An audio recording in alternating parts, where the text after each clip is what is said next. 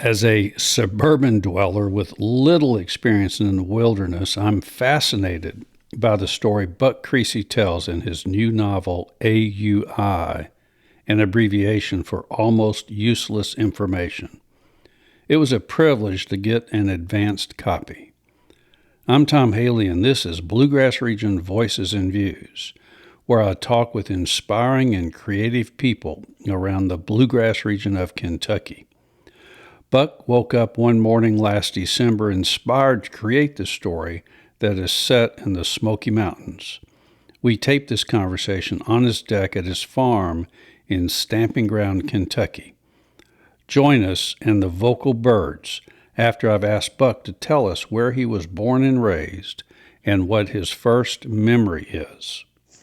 It's a rough place. 30 honky-tonks in that town, and that's where I was born, Borger, Texas. And did you spend many years there then? I did. I lived there until I was 6. My sisters and I were kidnapped when I was 6 years old off our front porch of my grandmother's home. My dad played music in the honky-tonks, and my mother used to take us kids to watch him play music. And the state of Texas decided that my parents weren't fit parents, and they took us away from my mom and dad. And of course that caused problems for mom and dad. Grandma went to the court and asked the judge to give us to her. And so we became grandma's children. My life was good. We had good food, we had good clothes, all them animals to play with, and my uncles and my aunts.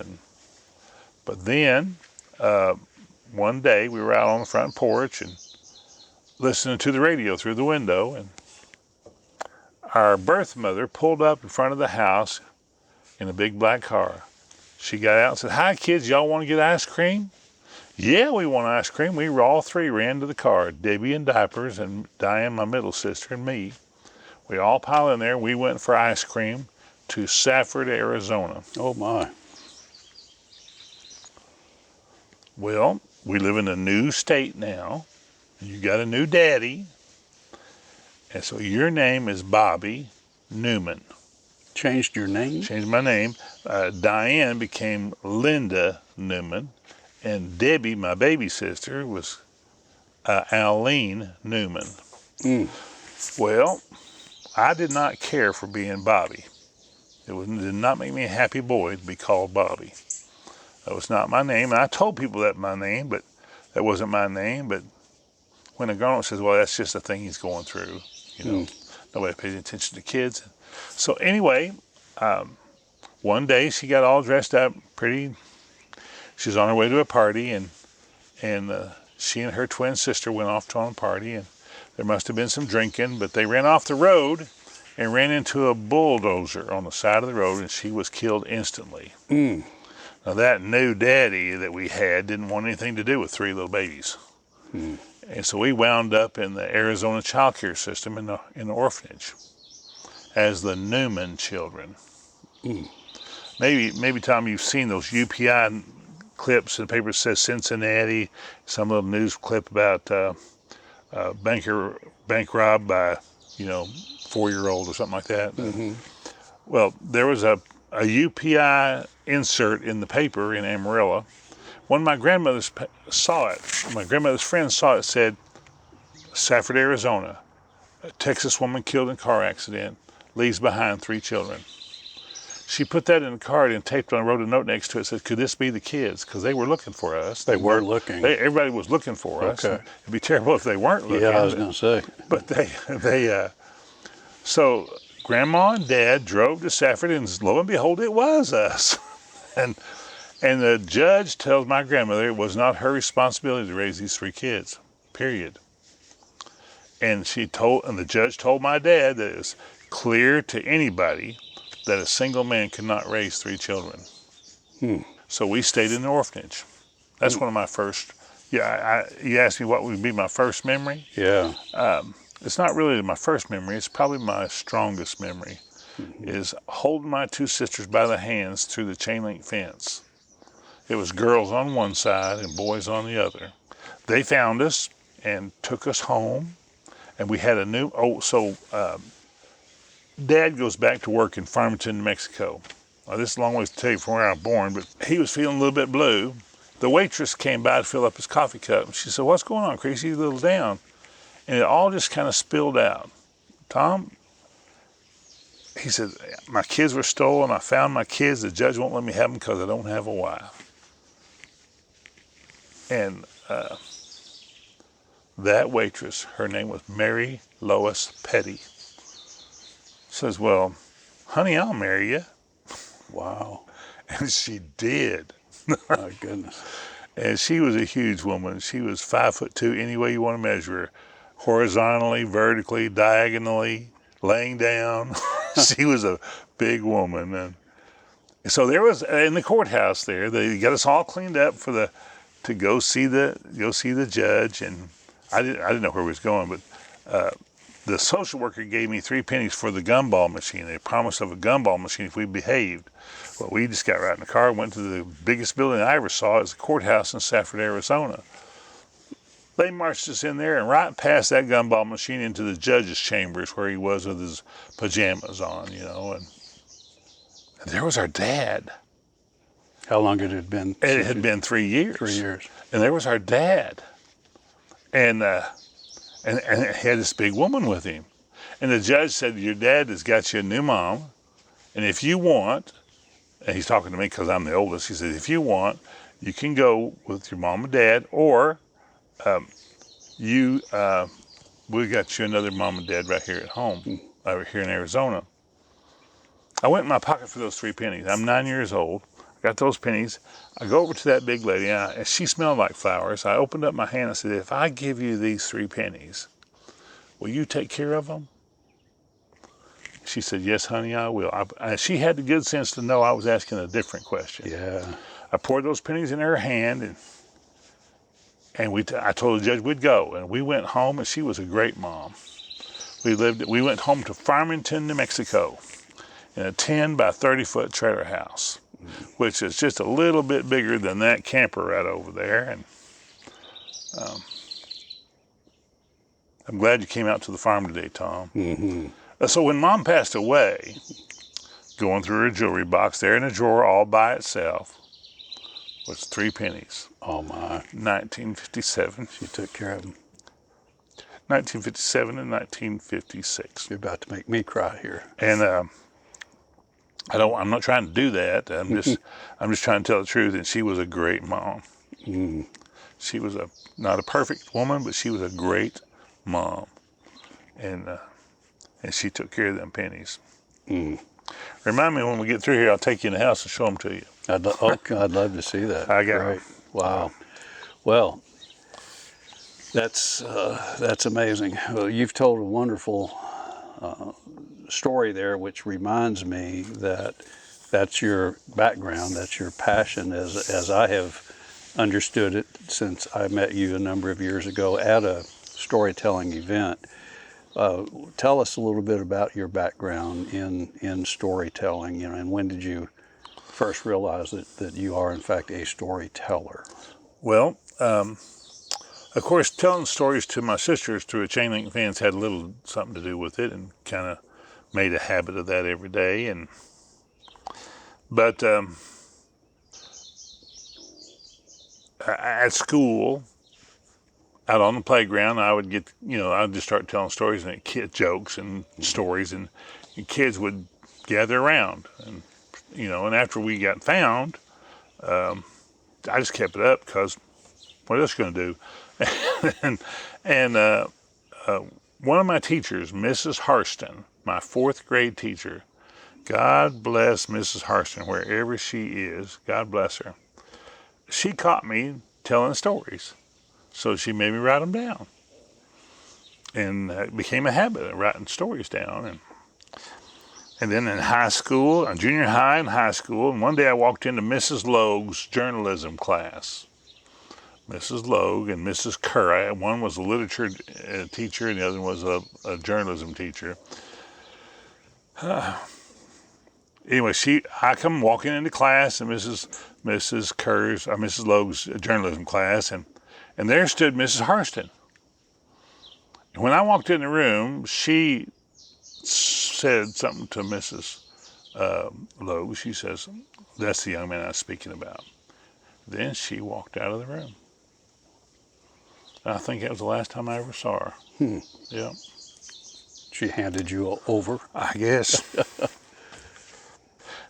So, storytelling.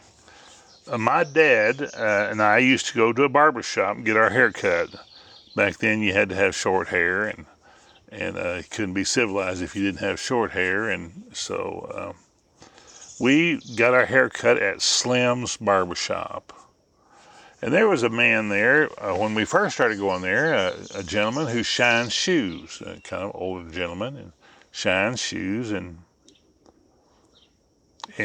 he just disappeared. I guess he died. I don't know. And so this particular day, we're getting our hair cut, and Dad says, "Slim, you gonna have anybody shine shoes?" And he says, "No, can't find nobody shine shoes." My dad says, "That boy right there can shine shoes." He says, "Well, send him over here Monday after school. Or Tuesday after school." They don't have, in New Mexico, barbershops are closed on Monday. So send him over Tuesday after school. So I didn't know the first thing about shining shoes. Not the first thing about shining shoes.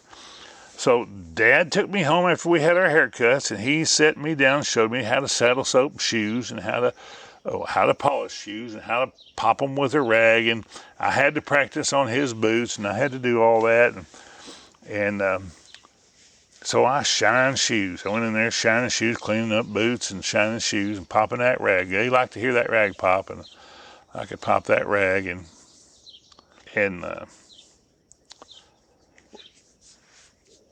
if you don't shine a lot of shoes, you need to figure out some way to get people in the chair. So I just started telling jokes. You know, in a barber shop, there isn't any gossip or anything goes on in a barber shop. But Slim's Barber Shop was a place where all the news in town went through. Anything political happening, anything that was going on, anybody sleeping with anybody running off with somebody, it all happened there at the barber shop. You get to hear about it at the barber shop. Some of them stories, some of them jokes that I heard a 14-year-old boy didn't need to hear. But I learned to repeat them. So one day I got to telling jokes, and my chair was empty, and people was laughing in the chairs. The barbers were laughing, everybody was laughing. And I finally settled back in my chair, and I said, "Well, I'd tell some more jokes, but I need to shine some shoes." And this fella got up and got in the chair.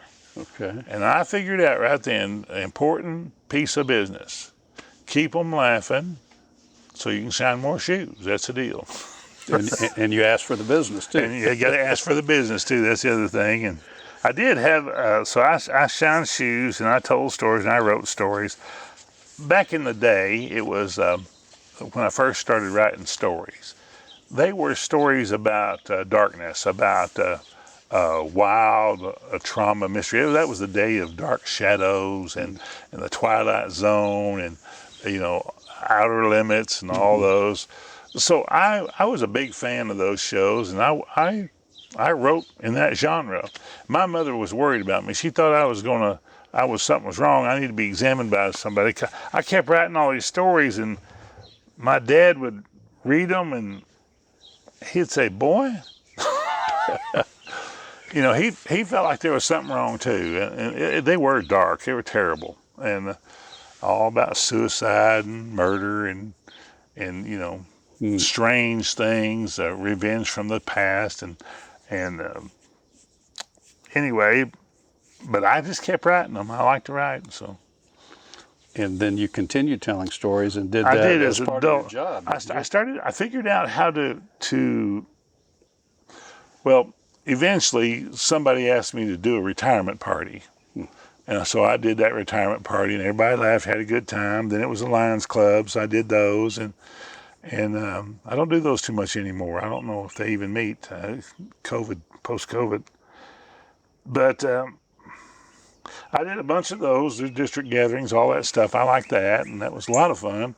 But I discovered that people would pay me, give me money, and so I would spend it because I thought that's what professionals did with their money. You make some money, then you spend it.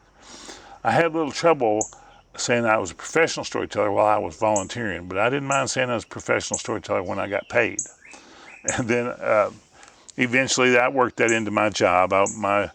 My work at Toyota was so I had some work in the external affairs department, and I wrote the tour for the plant and other plants in North America. I wrote the tour for all of those, and there's a good story there too. And Well, tell us a little bit of that then. Yeah. well, I don't know how interesting that would be to people. Some people should know that Toyota's last layoff in the world was in 1951. Mr. Toyota wanted to be the biggest automobile manufacturer in the world. He is now. He is the biggest automobile manufacturer in the world. And they got overextended. And they had to lay off a bunch of people. All of the executives, except for Mr. Toyota, resigned their positions because those people lost their jobs. Oh, a thing of honor. Yes. And Mr. Toyota promised it would never, ever happen again. And they changed the business model. So nowadays, instead of building 400 red cars and 300 blue cars and 500 white cars, and hope somebody wants a blue, red, or white car, every car that goes down the assembly line is already purchased. Either the dealer already bought the car, or somebody special ordered that car. Every car built, and they build 2,500, 3,000 cars a day. In a 24-hour period, they run 3,000 cars out of that place every day, and they're all already paid for. So I guess I started this story to tell you about 2009 at Toyota. You remember the financial collapse, the worldwide bank, everything. Oh, yeah. I watched my 401k disappear just like you did, and we stopped building cars. People canceled their orders and wanted their money back, and we were building 1,000 cars a day. We were parking cars everywhere on that facility, every place you could look. There was rumors. The rumor mill went to work. We're going to be a layoff. There's going to be a layoff. Oh no, Mr. Toyota promised there'd never be a layoff. That was 1951. This is 2009. You can't tell me they're not going to lay us off. So they announced a week ahead that there was going to be a meeting on the shiny floor. Now there's a gathering place inside the factory. If you've never been in there, you would never know it. But they call it the shiny floor. And there was rumors about the riot police being there and all that sort of stuff. And so on that day, I'm sitting on the second row,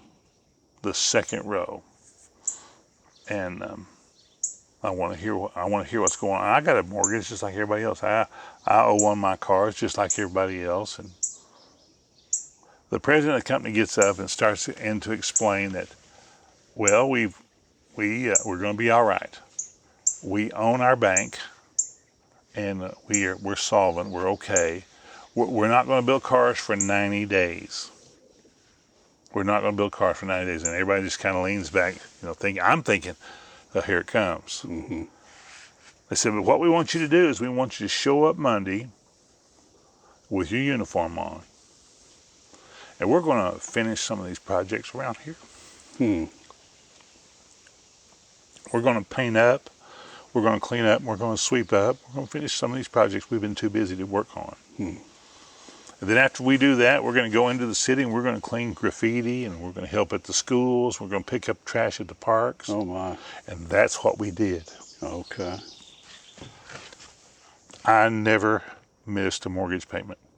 Nobody was laid off in North America or anywhere in the world. Nobody was laid off. For 90 days, we did not build cars. We worked. and the community was huge to follow that. Mm-hmm. They said, we support Toyota. There's signs in the yard saying we support Toyota. Mm. And you might ask me what I drive. What do you drive? I drive 2 Toyotas. Okay.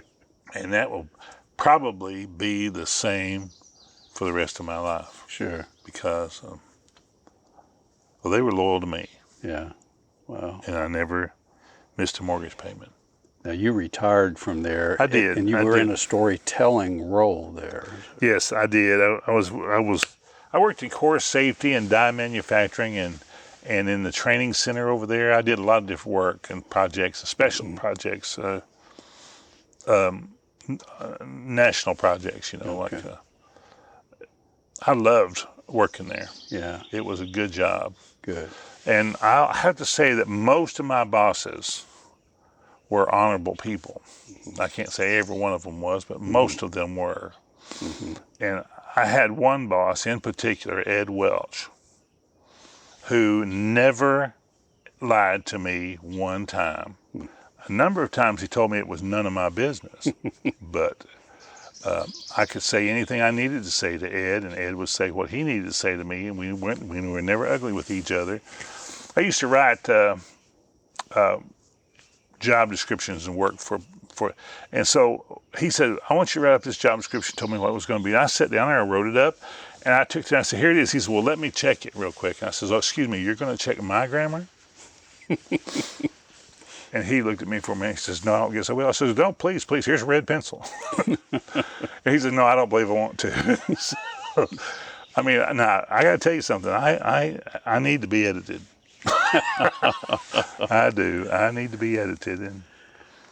And really, this book that we're going to talk about here in a little bit really has proven to me how valuable a good edit is. Well, let's get right into that. So that's really our main focus today, is to talk about a pretty major pivot that you've made. Now, I believe this is your first book that you have written that you're intending to have published, and it's named AUI. So if you would tell us first maybe about the title, and then what moved you to write this. Well, I don't know if you noticed this, but every single business in the world has had to modify their business based on the COVID that we had. Well, if you are a performing artist, a storyteller, a musician, or just a half-drunk poet, you can't have a crowd during COVID. You can't gather a crowd of people. Therefore, you didn't do any storytelling work during. So what does a storyteller do when you got all these stories burning around inside of you? What do you do? Well, Buck, don't be stupid. Sit down and write a book. And so December the 15th of last year, I actually been kicking the idea of writing a book for a while, but I just needed a story. I wanted one that would work. And by the way, I have written literally hundreds and hundreds of stories over the years. I mean, been published several times in other people's books, and that's okay. That's all good. And so I woke up that morning and I had an idea while I was laying there. You know how when you're just waking up, your mind kind of runs through all kinds of wild things. And that particular morning, I had an idea for a story. And so I told Shar, my wife, I said, honey, I got an idea for a story. I'm going to go upstairs. She said, okay. So I bounce upstairs, turn on the computer, and 2 weeks later I come down. 2 weeks later? Well, I came down in between, but at the end of 2 weeks, I came down with 140,000 words, and, just outrageous. And so on the second edit, about, 60,000 words got edited out. I'm a brutal editor. I just took a whole chunks of the story out. It was just stupid. And I wrote this book, and I've edited it 5 times so far. And shortly, very shortly, the publisher is going to edit it again with their crew. And then it's going to go to press in about we got to do some artwork and some marketing pieces and things, and then it's going to be real. It's going to be real. Yeah. I like the story a lot. AUI, almost useless information. Almost useless information. Now, Okay. that is for anybody who's listening to this podcast, that it is not a bathroom joke book. It's not. It's a novel. It's an adventure novel. It's about character. It's about survival, and it's about trust. And I really like this story.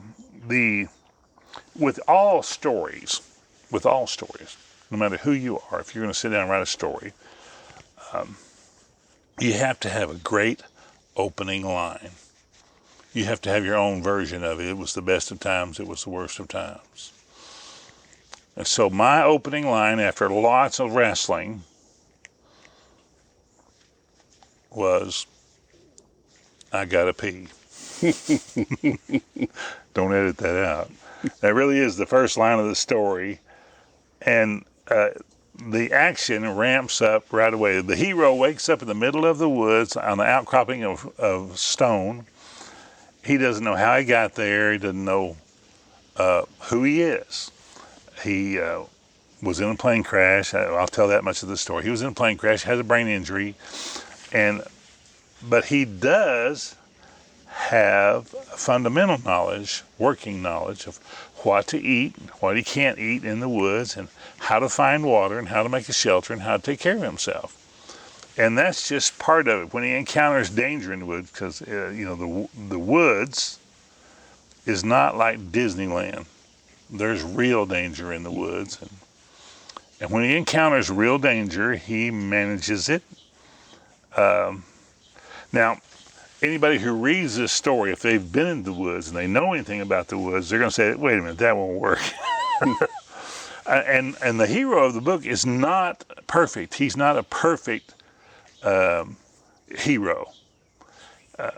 But he is, I like him a lot. Mm-hmm. I really like him. And I told the wife, I said, this book is going to be published. I don't care, no matter what, it's going to be published.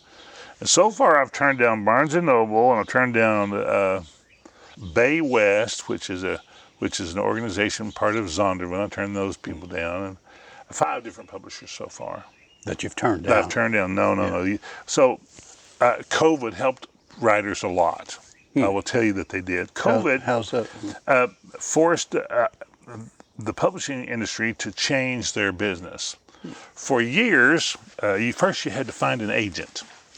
And the agent would sell your book to the publisher. You couldn't go straight to the publisher and say, I've got a book. They don't want to hear it. They want an agent to pitch it to them. And the agent gets money for pitching it to them.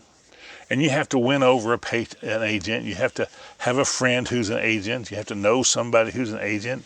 And if you're a first-time writer, a debut writer, well, nobody wants you because you're a financial risk. Doesn't matter. They won't even read your book because it's time risk. I don't want to waste my time. And I sent you an advance copy of the book. I read it. Yeah. And I was worried about you wasting your time. I feel like that. And well, anyway, so that all changed.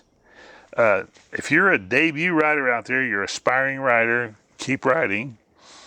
But don't be shocked when you find out that you have to do your own publicity work and you have to do your own promotion and your own publishing, so to speak. Now, so what I did is I said, who publishes the books that are on the New York Times bestseller list? Who are those publishers? So that's how I do. I'm kind of weird like that. I'm a geek. And so I started looking around for those kind of people, and I found a publishing company called Xulon, Xulon. Xulon. Okay. Yeah, Xulon. Now, they published somebody that I really like. He's a writer. His name is Mark Batterson. He has a book called The Circle Maker. Oh, what a wonderful book. It's a wonderful book. And so run out and order it on Amazon. Right now, if you're listening, just pick up your phone and order it on Amazon. It's a great book. I like Mark a lot. He's a real deal. He's a real he's a real human being who really cares about other human beings. I like him a lot, and he knows exactly what he thinks about the world. Okay. And he and I, we see eye to eye on many things. Mm-hmm. So I was talking about the publishing process. So the publishing process, there are people out there, it doesn't even matter what you write. They will have artificial intelligence edit your book. You may come out with a different book, but what you want is a company that works with breathers as editors. People. A breather, a human being to do the reading and test your syntax and your grammar and the logic of your story and the completeness of your story. Now, as a storyteller, I spend a lot of time thinking about how stories should go together. You know, if I'm going to tell a story like Little Red Riding Hood or The Princess Bride or any of those stories like that, you spend a lot of time on what do you tell and what do you not tell. Well, it takes a human to think that through, you know. I hadn't even thought about AI being used to. Yeah, they actually use AI to read your story for audiobooks. And they'll charge you a fee to let a computer read your book. Oh. No. So in the different proposals that they offer, they all, and I mean all, every single one of them offer you, number one, a Facebook page, a YouTube channel, and a web page.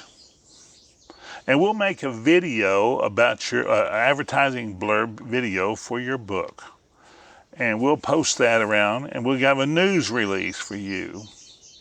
So I'm listening to this guy run all this stuff down for me, and they want a lot of money to do that. Some of them are, you know, $499, and you get a $499 book.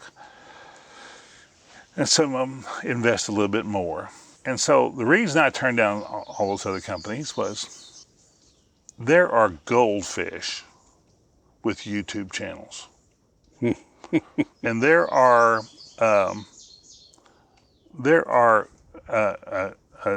guinea pigs with a YouTube channel. And I just could see my book that I spent so much time writing on just being a little bubble in the cesspool of the internet. And why would anybody even know that it was there? How could they even see it?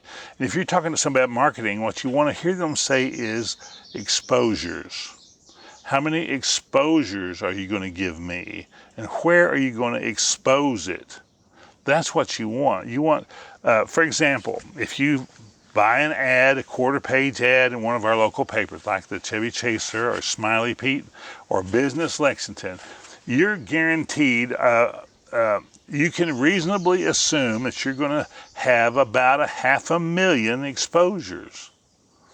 Now, out of 500,000 people seeing your product there, you could probably expect 0.5% to respond to that, depending on whether or not you need a bathroom in one day or a shower or whatever those ads might be. There are people who look at the paper only to see the ads, and they respond to those ads based on that. And if you watch a news magazine, you will see somebody with getting 2 or 3 million exposures in a TV magazine. So, and this podcast, I'm after this podcast because I know Tom Haley gets lots of good exposures, and I want him. I ask him to help me, and we're longtime friends, and I know I kind of put on him, but he's a good guy, and I'm after your exposure. That's what I want. Don't send me any pictures in the video. I don't want that, but I do want you to be aware that this book is out. Okay. And it's not just a bubble in the cesspool of the internet. What genre? I guess books have genres. Or, yeah, so this is probably a survival story. It actually really is a survival story. Okay. Straight up. The very second sentence is in the book. First, I gotta pee. Yeah. The second sentence is the mountain lion heard him say it. There you So it ramps up from there pretty fast. And Sure. Yeah, which it does. Like I have in fact read it. So the main character that you're talking about, what's his name? Oh, we don't tell his name right away. Oh, you don't? No. Okay. As a matter of fact, that's where I had to work hard, because if somebody doesn't remember their name, you can't tell the reader their name. They have to help them find the mystery of his name. Good point. And so for I don't know how many pages, quite a few pages, maybe several chapters, I called him by verbs. You know, if he's climbing a hill, he's climber, and if he's building a camp, he's a camp builder, and if he's fighting a mountain lion, he's a mountain lion fighter, and all of those verbs. I've actually never seen anybody in the writing world address a character by the verb. And I'm sure that now I need to say this, when I had my beta readers read the book, 16 beta readers, what wonderful people. I love them, I love them, I love them. Those 16 beta readers, they all mentioned it, that I used verbs, but they all reported that they liked it. I don't know if the professional editors are going to let it by, but if they don't, we'll have to talk about that. Here you go. You know, because I'm not giving up my baby. You know? Yeah. So I think it is a venture. It is an adventure. There's a plane crash. He's a survivor. There's another survivor. And the two of them are not really the same kind of people. There are opposites in character and exposure to the woods. Our hero, I'm trying hard not to say his name, our hero is able and comfortable in the woods. And the other person who survived the crash thinks that chicken comes in cellophane. Right. I don't know what else to say about that. But so both of them learn a lot in the process of getting rescued. And I guess I should say they get rescued. But it doesn't have, this story does not have a dark ending. I love this story. I love it. Well, are either of those characters based on an actual person that you know? Oh, it's not based on me. No, it's not based. It's not based on anybody I know. The character, Climber, for example, is a complete fabrication. AUI. Let's talk about that for just a second. Sure. For years, I have often interjected into my conversation with you and other people that I know and appreciate the term, that's AUI. That's almost useless information. And sometimes I mean it as a joke, or sometimes I share some little tidbit like, hey, that you can eat that plant right there. You know, that's AUI. You know, it's almost useless information. You can't. If there's a plane crash, you want me in the plane seat next to you, but not because I'm Superman, but because we will probably eat before dark. You know, that is if we don't crash in the dark. But and I've said that forever. You know, and you know, people who know trivia, little pieces of stuff. Yeah.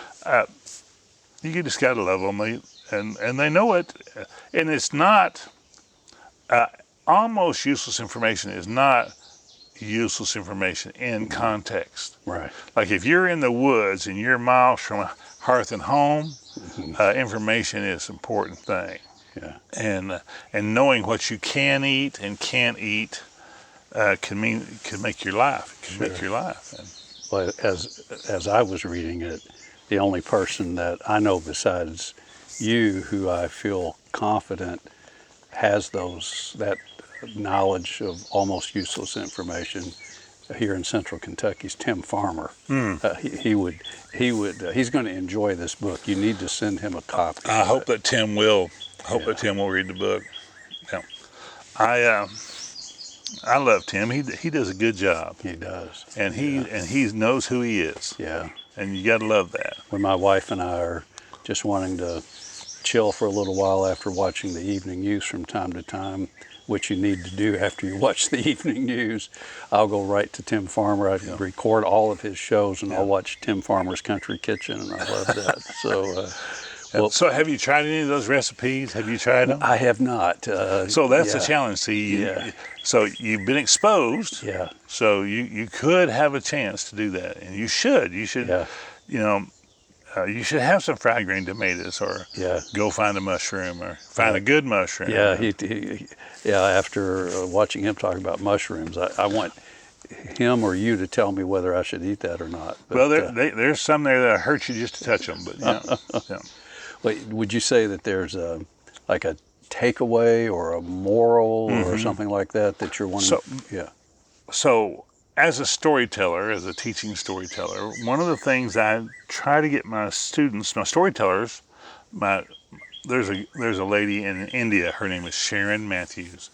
She's been a student of mine for now 10 years, and she's becoming a very fine corporate storyteller, and some company in India needs to snatch her up. She's doing a great job. What I want to say is,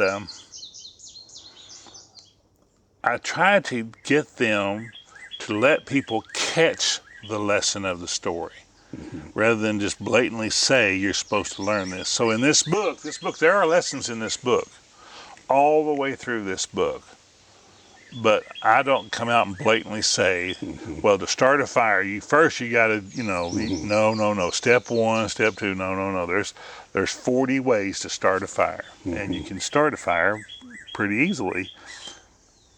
And problem solving. So in this story, there is lots and lots of problem solving, and hopefully I was descriptive enough that anyone who reading it says, "Oh, I know what that is. I can do that."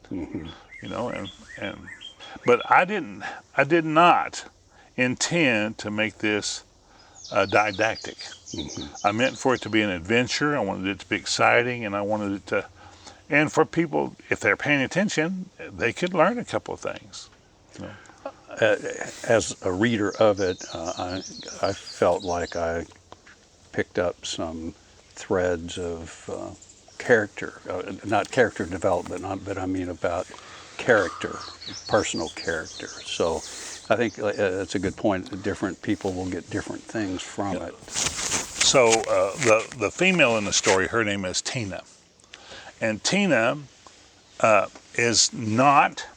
she does not have a head injury. She doesn't even have a scratch. She comes through the plane crash without a scratch. Maybe a bruise or two, but nothing that you could really say I'm damaged. And because she came through, she thinks she's at Disneyland. She thinks she's at Disneyland, and where she is okay. And she reacts to the world like we'll be rescued tomorrow. But you might not be rescued tomorrow. And today you need to think about being rescued 2 weeks from now or 3 weeks from now. You need to know, if you're rescued, that you'll still be alive when they walk up on the site, wherever you are.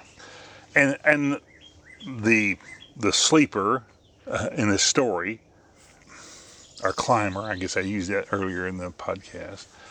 The climber in this story understands that. He understands that he's got to do things right now. He has to make decisions right now to stay alive. And if you're wondering what those decisions are, the first thing you need to find when you're in trouble in the woods, you have to find water. That's the first thing. Don't build a fire. Go find water. And then the second thing you need to do is build a fire and boil that water. Don't drink water that a bear's pooped in. That is not good for you. Those pathogens will kill you. Now, if you've gone for 4 days or 3 days without water, you find water, just bury your face in it and drink it. They can kill the amoebas in it, and they can get you okay. But don't drink water. If you find water in the pond or in a stream, don't just drink it, because it's not clean. Critters have been in there, and they've done stuff with it, and you don't want to drink that. Have you had a lot of experience yourself in the woods? Tom, in my life, I lived on the side of the highway for 6 months. I traveled around I hitchhiked around the country. Oh. It was the 60s, early 70s.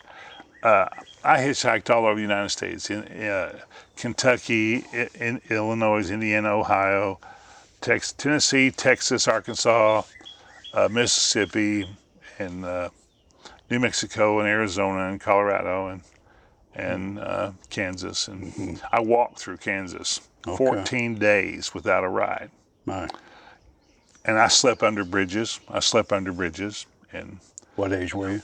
I was not 21 yet. Yeah. So Okay. I slept under bridges. And, and foraged. Yeah. Okay. Now, when you're selecting a book to read, what type of books do you like to read? So I'm reading Eric McTaxis now. Reading what again? Eric McTaxis. Okay. He is a writer with a Yale education. He is a German fellow. I just love him. The first book I ever saw from him was Bonhoeffer. I don't know if you know the story of Bonhoeffer. No. He was a Lutheran minister in Germany prior to Nazi Germany. And he tried to warn the Lutheran Church not to support Hitler. Well, eventually, Bonhoeffer became a victim of Hitler, was hung. They said for espionage, but it's not. He just spoke out against them. That's a wonderful story, and it reads like a novel, but it's true. It's true. And Eric McTaxis has written another book that I really like a lot. I've been through it 3 times recently, and that's A Letter to the American Church. And I just want to tell you, it's not a love letter. It's a kind of a spanking, and good for him. You know, it was a really good book. You know, anytime the people think that the church is automatically evil, somebody's dropped the ball. You know, and that's a problem. And so Eric McTaxis is one of my favorite writers now. Okay. And but I like to read Tom Clancy. I also read Eckert. Eckhart Tolle. Eckert is he wrote The Frontiersman. Oh, okay. I don't know. And he also there's several of those books that he's written. They're episodic. They're thicker than a ream of paper. They're fabulous books. The Frontiersman talks about the true hero of Kentucky, not Daniel Boone. Who was the true hero? Simon Kenton was a real explorer of Kentucky. Kenton County. Yeah, Kenton County. Simon Kenton ran the Indian Gauntlet 9 different times and survived. Tecumseh gave him a special nurse so that he would stay alive and they could run him again. Simon Kenton used to own more land in Kentucky than anybody else back in the day. He was the first one to walk through this part of the country, right here in Stamping Ground, Kentucky. Okay. Simon Kenton is just look up The Frontiersman and settle in for a really good read. That's a lot better read than my read, I'll tell you that. Well, when you're reading a novel, what do you like it to make you like think, do, or feel, or however you want to put that? I like a book that engages me, my imagination. I want to see the people standing there talking. I want to have a sense of the time period that they're in. Another great book is, I cannot remember the author's name, is called Great Crossing. Great Crossing. She is a historian, an archaeologist, I think. The author, and I can't remember her name. I should have had a note on that. She wrote a book about when you came across the Elkhorn Bridge down here. As you came in here, that is Great Crossing. Okay. And that's where the buffalo herds crossed, and that's where the pioneers crossed to settle western Kentucky. That used to be the frontier right there. And just a little across that bridge there's the very first white settlement school for Native Americans. Okay. And the very first Native American doctor from the Choctaw Nation was educated in that school right down there. Okay. And it's a wonderful story about people living together at different races and different social norms, including slavery. It's a spectacular story. Great crossing. I'm sorry, I wish I had her name on the tip of my head. If you give me a minute, I'll go look it up real quick. But Well, we can add that later. I can put that in the show notes. Okay, Be good sure and do enough.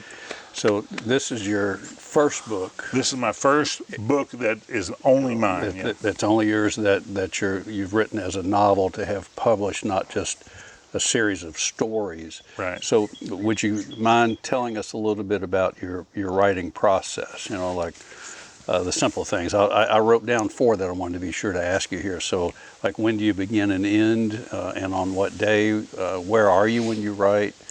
What writing program or tools do you use, and what's the editing process like? Oh, that's awesome. So I am most creative in the morning. Okay. I'm a morning guy. I get up about 6 o'clock every day. I used to get up at 5:30 or 5 o'clock every day for 23 years. Mm-hmm. Hard to break a bad habit, and I still get up.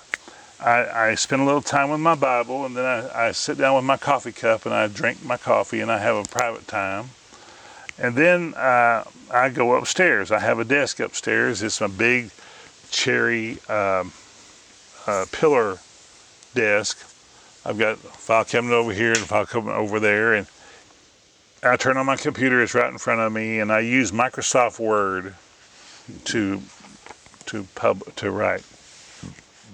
And I select a font, New Times Roman. And I set it about 14 font points or whatever that is, and another thing I do is I turn on the line numbering function. So every time I hit the return key or every time it word wraps, it has a new number there. It looks like a legal contract. It's got the numbers down the side, and that makes it really easy to edit.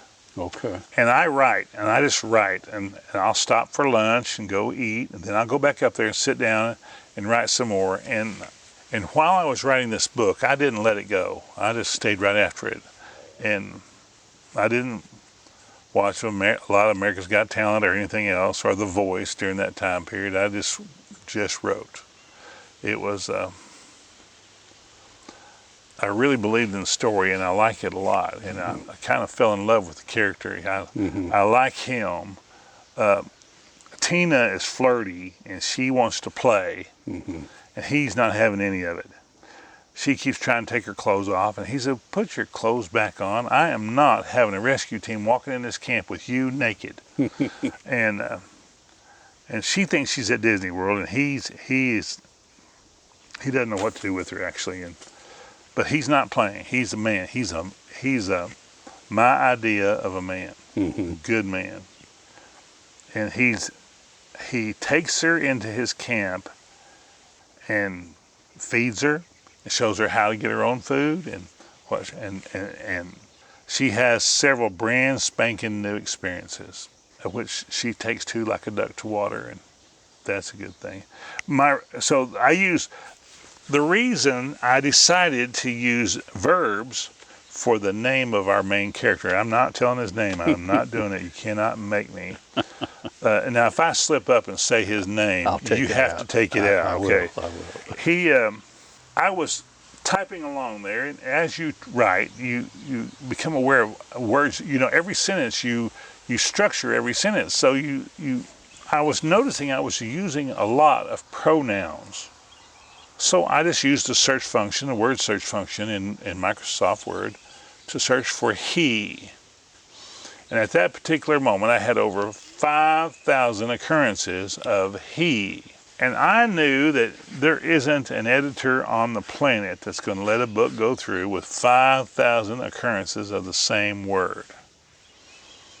So I got up and I started walking around. I told Shar I was going to walk, and I walked outside. I've got a walking path. We'll go down the walking path after we get finished here. I'll take you for a little ride around the farm. Okay, great. So I had to walk down the walking path, and while I was, what am I going to do? I can't reveal his name right now. I can't let the readers find out who he is. I built suspense around who he is. I can't just accidentally call him by his right name. That's not fair to the readers. And I hope I maintain that tension. In the book, I want that tension to be there for him to always be wondering about who he is and what's his name. And anyway, then I stumble on this idea. Well, why don't you just use verbs? Mm-hmm. Well, provider is a verb. Climber is a verb. Hunter is a verb. Forager is a verb. Those work. Yeah. So I started putting those names in. And I thought, well, that's clumsy. I can't say the climber. I just have to say climber because it's his name.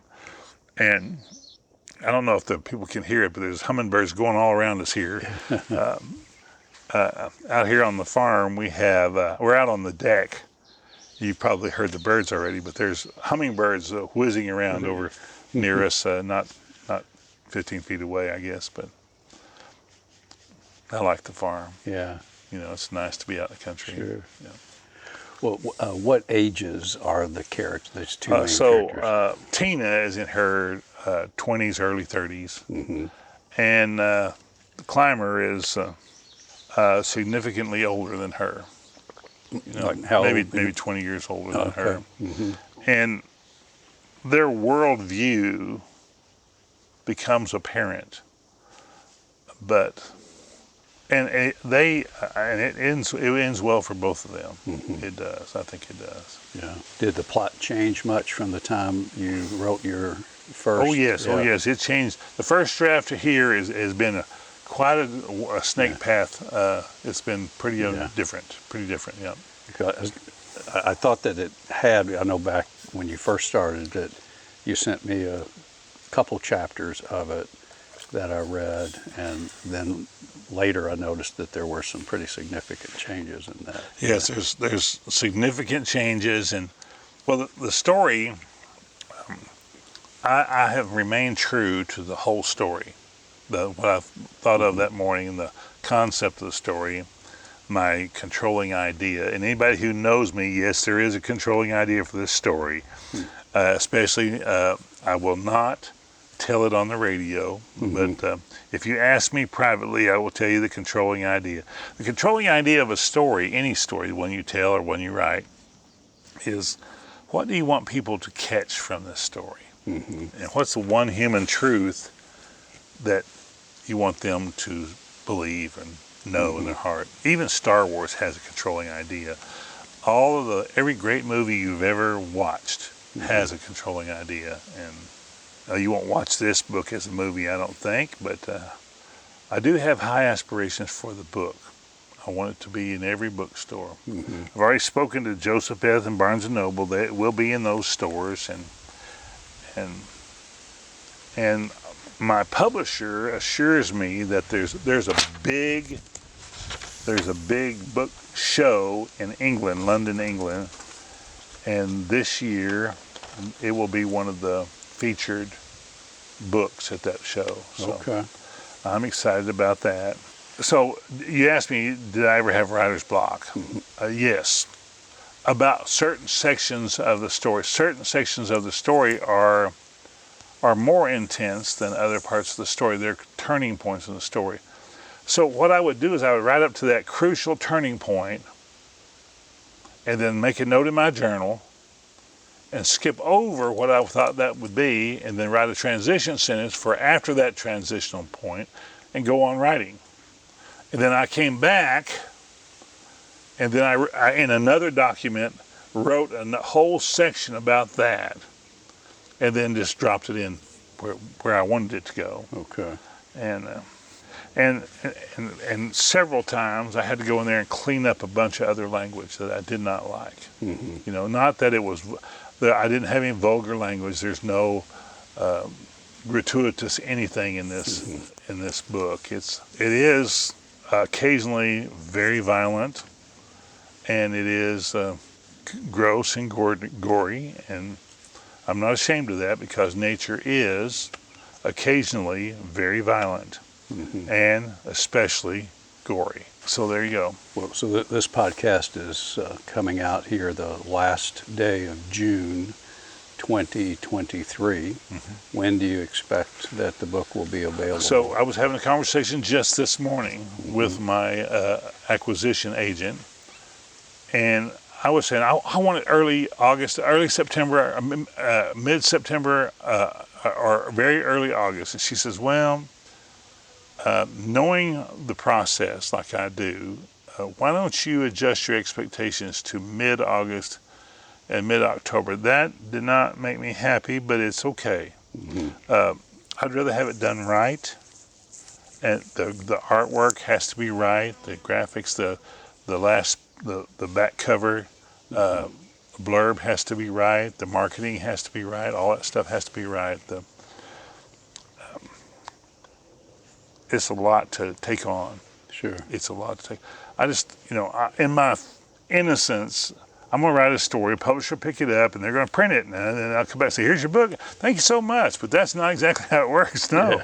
Yeah. You have to work hard right alongside the publisher to promote it yourself. And one of the first things they asked me is how many friends you have on Facebook. And I says, well, active friends. And they said, how many friends do you have on Facebook?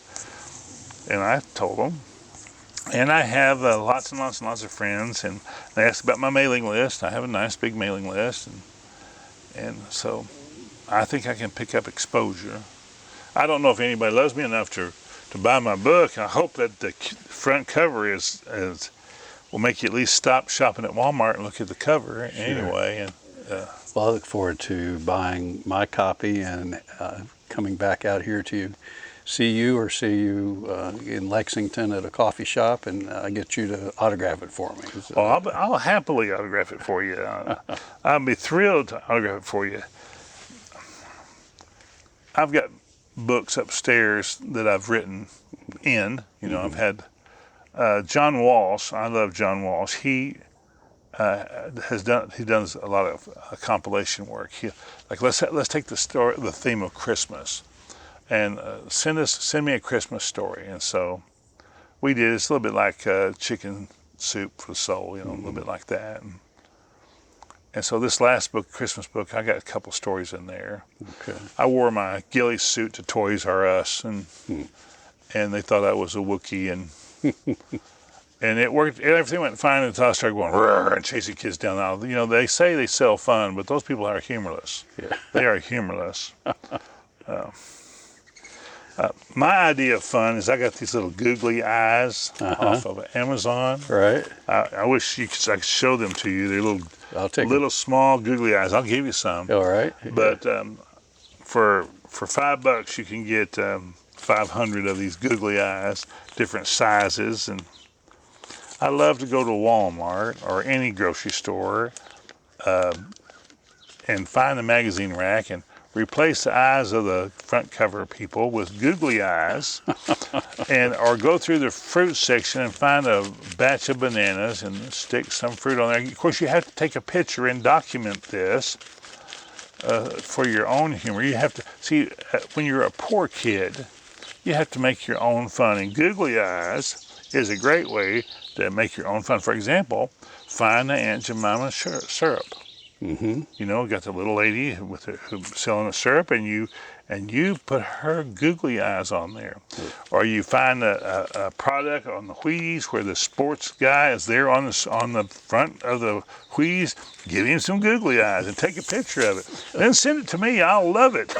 Well, that's great. I'll put some googly eye pictures in awesome. the show notes here. Mm-hmm. Well, as we're wrapping this up, is there anything that you wanted to talk about that I have failed to bring up? I do have other books. I want to talk about that. I've got a book called Someone Needs to Know. And I want to talk about being kidnapped and what the kids, I was 6 when they took us. I was not deaf, dumb, and blind when they took me. I knew that I wasn't supposed to be there. I knew my name wasn't Bobby. And since then, life was, different than most other people's lives. I dare say that some of your audience has lived in the same house their whole life and never been in a situation where their life was threatened. And so someone needs to know about that.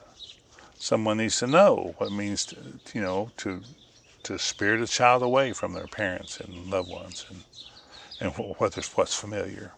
And this is a book that you are going to write next. I'm going to write. That's the next book. I've already got the outline. It's called "Someone Needs to Know." Okay. And then another project. I don't know if you know of a man by the name of Bill Reeser. No. Bill Reeser, in 1964, was featured. Has a whole chapter of a book dedicated to him. The book was called "Asphalt Gods." Bill Reeser was a New York City street basketball player. And at the time, Bill had a 44-inch vertical leap. His street name was White Jesus. He could do things with a basketball that nobody else could do. And Bill has a book called Vertical Leap. My friend Ron White and I are in the process of turning that into a screenplay. Okay. And we'll see how that goes. That's a major project. Yeah. We'll see what that happens out to be. But I meet with Bill tomorrow right here where we're sitting. I'll meet with Bill tomorrow, and we're going to talk about the beginnings of this screenplay and how the story needs to roll out. And we're going to compare outlines on notes. And Bill has some things he wants to talk about too. And then he wants to talk about an audio book. He has to wait until the studio gets moved, but he has to. We'll do that also. Good. So I've got some projects. I'm anxious. Well, I think we'll be able to get back in a year or two and do another podcast and catch up. By the way, if anybody wants a storyteller, I'm available. Yeah, there you go. Yeah. I'm easy to find. Buck P. Creacy or Don Creacy at gmail.com. Don Creacy, Creacy. Yes, Don Creacy at gmail.com. That's me. Okay.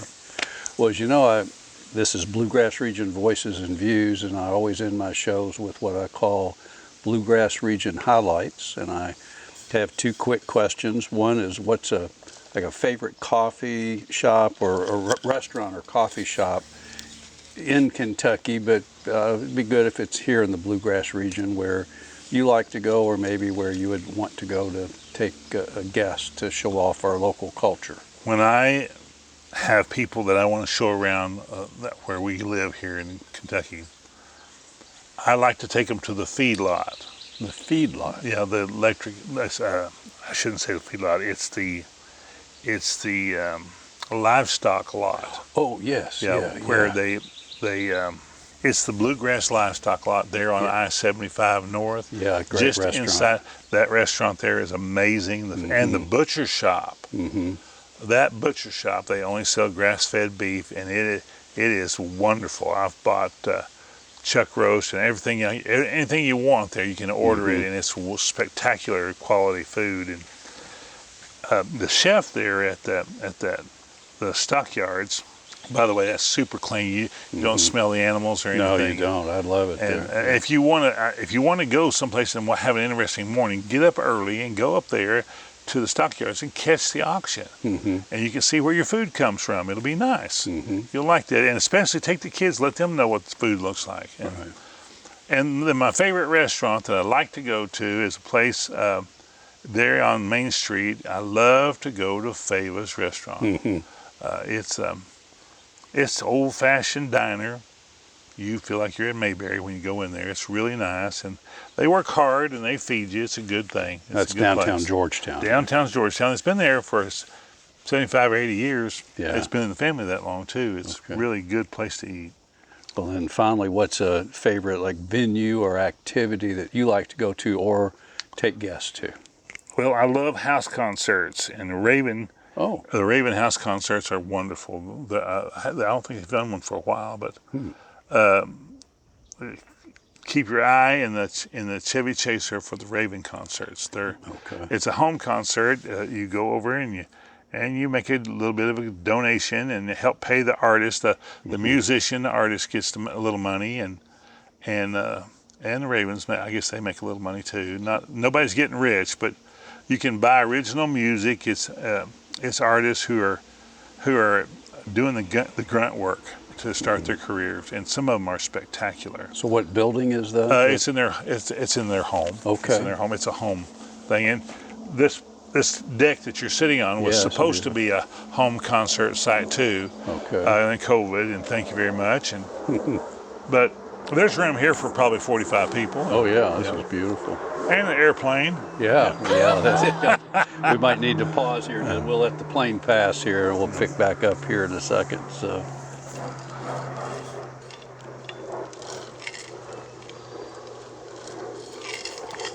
Well, the plane seems to be mostly gone. I want to say that, after we pack up your gear and get it out of the sunlight, I'll get the keys and we'll take a tour. Take a little ride of the Three Penny Farm. I appreciate it. Yeah. Well, Buck, again, we met years ago at a storytelling event, probably at Common Ground Coffee House, most likely. Actually, it was at the theater with the museum in the back, the art museum. Oh yes, they had a storytelling there, and and I was one of the invited tellers. Okay, and I've enjoyed our friendship, and I've enjoyed your book. I do recommend it, and when it does come out, I'll put an additional announcement on my website about it as well. So appreciate your friendship, and I look forward to seeing what your next project is, or seeing your next project unfold, and we'll get back together and talk about that. Tom, I'm proud to know you. Thank you so much. I am. Appreciate it. Bye, everybody. I've enjoyed Buck's storytelling and conversations with him for over a decade. It's rewarding to follow his journey from concept to first novel. You can find photographs and links to things we discussed on my website at bluegrassregionvoicesandviews.com/AUI. Look for AUI or Almost Useless Information to become available this fall at Joseph Beth, Barnes & Noble, and Amazon. Now here's a quick advertisement for me. Besides doing these podcasts, I'm now offering a service to help people record their personal stories to share with family, friends, and descendants. For more information about that, see my webpage titled Your Story in Your Voice at www.yourstoryinyourvoice.com. Thanks for listening.